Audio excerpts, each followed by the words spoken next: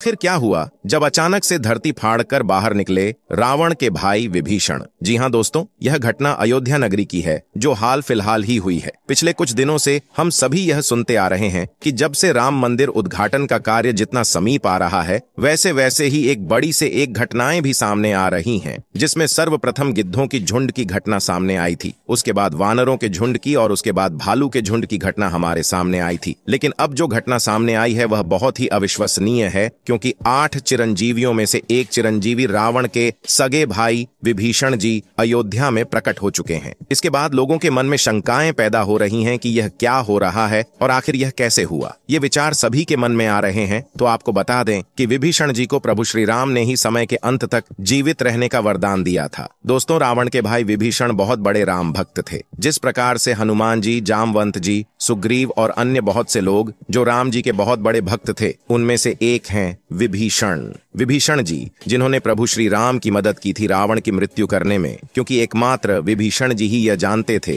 कि रावण की नाभि में अमृत है और वही एकमात्र सबूत थे जिन्हें यह पता था कि वह अमृत सिर्फ और सिर्फ रावण की नाभि में है और रावण सिर्फ वही वार करने से मरेगा। अगर विभीषण जी उस वक्त श्री राम का साथ नहीं देते तो हो सकता था आज रामायण का इतिहास कुछ और होता। दोस्तों, महर्षि विश्रवा को असुर कन्या कैकसी के संयोग से 3 पुत्र हुए, जो कि रावण, कुंभकर्ण और विभीषण थे। विभीषण विश्रवा के सबसे छोटे पुत्र थे। विभीषण बचपन से ही धर्मपरायण और भगवान का भक्त था। विभीषण की पत्नी का नाम सरमा और उसकी बेटी का नाम त्रिजटा था। एक बार तीनों भाइयों ने बहुत दिनों तक कठोर तपस्या करके ब्रह्मा जी को प्रसन्न कर लिया। ब्रह्मा ने प्रकट होकर तीनों से वर मांगने के लिए कहा। रावण ने अपने महत्वाकांक्षी स्वभाव के अनुसार ब्रह्मा जी से त्रैलोक्य विजयी होने का वरदान मांगा। कुंभकर्ण ने इंद्रासन की जगह गलती से निंद्रा स्थान मांग लिया, इसलिए वह वर्ष में बस 1 दिन के लिए ही जागता था। अंत में विभीषण ने उनसे भगवत भक्ति की याचना की। तपस्या से लौटने के बाद रावण ने अपने सौतेले भाई कुबेर से सोने की लंकापुरी को छीनकर उसे अपनी राजधानी बनाया और ब्रह्मा के वरदान के प्रभाव से त्रैलोक्य विजयी बना। विभीषण भी रावण के साथ लंका में रहने लगे। रावण ने जब सीता जी का हरण किया, तब विभीषण पराई स्त्री के हरण को महापाप बताते हुए सीता जी को श्री राम को लौटा देने की सलाह देकर हमेशा धर्म की शिक्षा देते थे।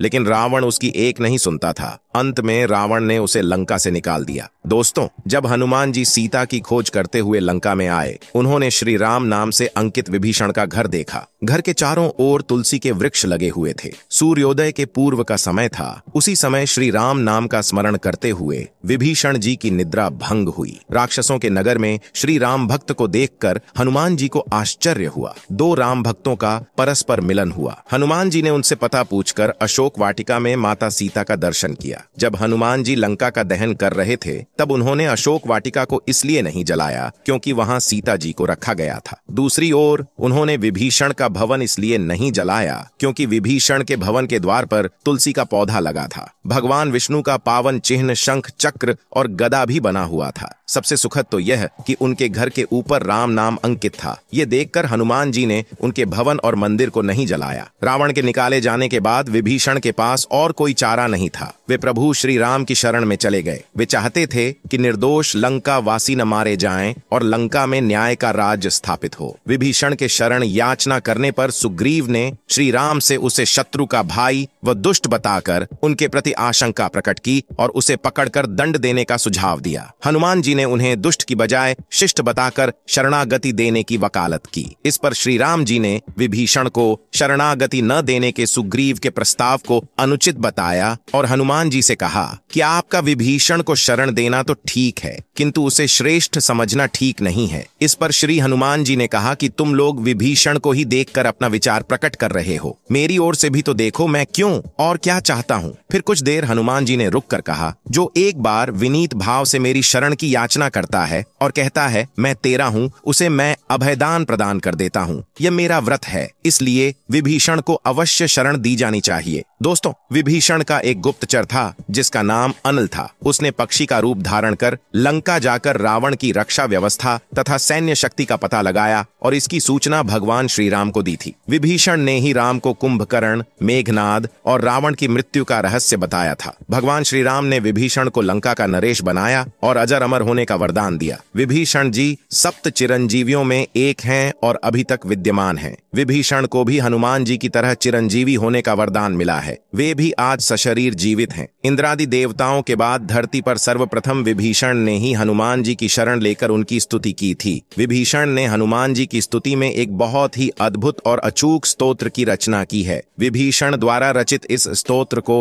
हनुमान वर्णवाल स्तोत्र कहते हैं। हनुमान जी ने सबसे पहले सुग्रीव को बाली से बचाया और सुग्रीव को श्री राम से मिलाया। फिर उन्होंने विभीषण को रावण से बचाया और उनको राम से मिलाया। हनुमान जी की कृपा से ही दोनों को ही भय मुक्त जीवन और राज्य पद मिला। इसके साथ एक चमत्कार राम मंदिर में और देखने को मिल रहा है। कहा जा रहा है अचानक अयोध्या के अंदर बड़ी संख्या में गिद्धों और भालुओं का झुंड पहुंच गया है। बहुत लोग इन्हें साक्षात जटायु जामवंत का रूप कह रहे हैं, जो भगवान श्री राम के मंदिर की प्राण प्रतिष्ठा में शामिल होने के लिए आए हैं। लोगों को हैरानी इसलिए हो रही है क्योंकि जो गिद्ध और भालुओं की प्रजाति भारत से विलुप्त होने की कगार पर है, साल 2000 के बाद इतनी संख्या में कहीं पर भी नजर नहीं आए और इतनी बड़ी संख्या में अयोध्या पहुंच जाना वाकई में भगवान श्री राम का चमत्कार है। और यह खबर जब मीडिया के अंदर पहुंची तो सब जगह भगवान श्री राम के चमत्कार की चर्चा बहुत तेजी से होने लगी। इस चमत्कार को आज वैज्ञानिक भी मान रहे हैं। अब आते हैं मुख्य टॉपिक पर। इसी तरह हनुमान जी ने अपने जीवन में कई राक्षसों और साधु संतों को भय मुक्त और जीवन मुक्त किया है। मित्रों, विभीषण जी की ऐसी भक्ति देखकर भी यदि आपने अभी तक चैनल को सब्सक्राइब नहीं किया है और वीडियो को लाइक नहीं किया है तो आप पक्के सनातनी नहीं हैं। इसलिए इस वीडियो को ज्यादा से ज्यादा शेयर करें और तैयारी करें आने वाली 22 जनवरी 2024 की भव्य राम वाली दिवाली के लिए। इसी के साथ